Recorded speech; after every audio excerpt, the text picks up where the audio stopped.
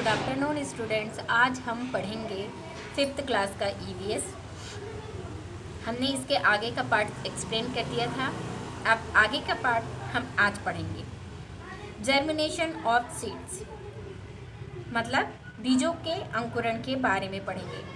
The growth of the baby plant from a seed is called germination. जब किसी बीज में से एक छोटा पौधा निकलता है तब हम उसे जर्मिनेशन कहते हैं। Seed need oxygen, moisture, temperature and light for germination. एक बीज से पौधे बनने के लिए या अंकुरण फूटने के लिए ऑक्सीजन, मॉइस्चर और टेम्परेचर, लाइट, इन सभी चीज़ों की आवश्यकता होती है। After germination of seed slowly tiny roots and shoots come out of seed. At this initial stage the plant is called a seedling.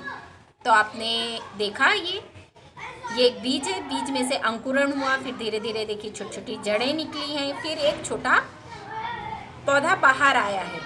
जब ये सीड्स में से ये पौधा बाहर आता है इसे हम सीडलिंग कहते हैं। डिस्पोजल ऑफ सीड्स, जब क्या होता है फल पक जाता है, किसी पेड़ में लगा हुआ फल जब पक जाता है, पकने के बाद वो फूट जाता है और फूटने के बाद उसके जो बीज हैं इधर उधर ज़मीन में फैल जाते हैं।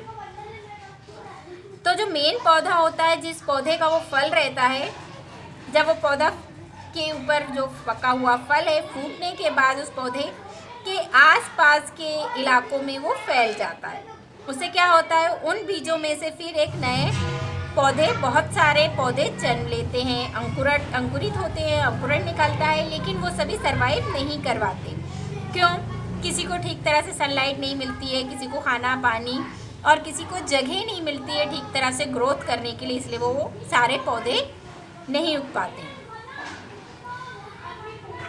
Seeds and fruits need to be scratched away from their parents plant. The process of scratching or spreading the seed to different place is called disposal of seeds. जब मेन पौधे में से फ्रूट्स जब पक के फूटता है और उसके बाद जो उसके बीज हैं जो इधर उधर पहुंच जाते हैं, इधर उधर बिखर जाते हैं, इस प्रक्रिया को क्या कहते हैं हम? डिस्पोजल ऑफ सीड्स कहते हैं। और ये बहुत सारे तरीक़ों से होता है, जैसे कि पेड़ से फल पका फूटा, बीज उसके पेड़ के आसपास गिरे, हवा से जो बीज हैं वो उड़कर दूर चले गए, पानी में बहकर बीज दूर चले गए, एनिमल जानवरों के द्वारा भी बीज इधर से उधर पहुंच जाते हैं। और आपने अभी फ्रूट्स का ब्रस्ट होना, फटना, आपने ये भी पढ़ा। इन सब कारणों से क्या होता है, सीड्स जो बीज हैं वो एक जगह से दूसरी जगह पहुंच जाते हैं।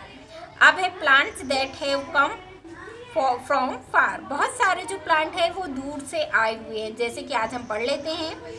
Some plant found in India have come from other country. हमारे देश में जो बहुत सारे प्लांट्स पाए जाते हैं उनमें से कुछ प्लांट्स जो हैं वो दूसरे देश से आए, जैसे कि मुग़ल बादशाह थे, उन लोगों ने कुछ प्लांट्स लेकर के आए, जैसे कि चेरी, ग्रेप्स। ये कहाँ से लाए हैं? अफ़गानिस्तान और इराक से आए।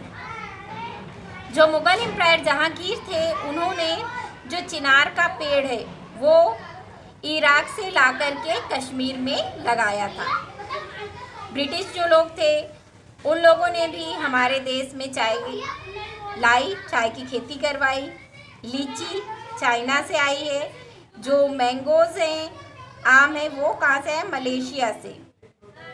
मोहेगनी जो ट्री है वो वेस्ट इंडीज़ से आया हुआ है। इस तरह आप लोगों ने देखा कि बहुत सारे पौधे हमारे देश में दूसरे देश से आए हुए हैं। चलिए अब यहाँ देखिए, balancing nature by plants. Balance between the number of plant and the number of animals is necessary in nature. Balance बहुत ज़रूरी है, संतुलन पौधों का और जानवरों के बीच में।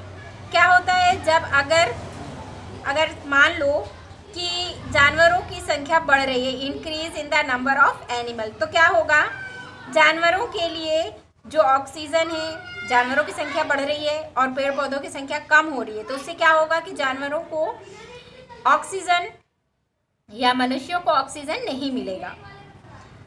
अब उन्हें सांस लेने के लिए ऑक्सीजन नहीं मिलेगी तो उनकी लाइफ संकट में आ जाएगी। और अगर इसी तरह पेड़ पौधों की संख्या बढ़ रही है और एनिमल्स और जानवरों की संख्या कम हो रही है तो उससे क्या होगा, वातावरण में कार्बन डाइऑक्साइड की मात्रा कम हो जाएगी। और इस तरह से अभी हमने पढ़ा था अपने चैप्टर में कि पौधों को अपना भोजन बनाने के लिए कार्बन डाइऑक्साइड की ज़रूरत होती है, तो फिर उन्हें कार्बन डाइऑक्साइड पर्याप्त मात्रा में नहीं मिल पाएगी। इसलिए जानवरों और पेड़ पौधों के बीच में बैलेंस का होना बहुत ज़्यादा ज़रूरी है। ये चैप्टर यहाँ पे कंप्लीट हो चुका है। आप लोग ये चैप्टर पूरी तरह से रीड कर लीजिएगा।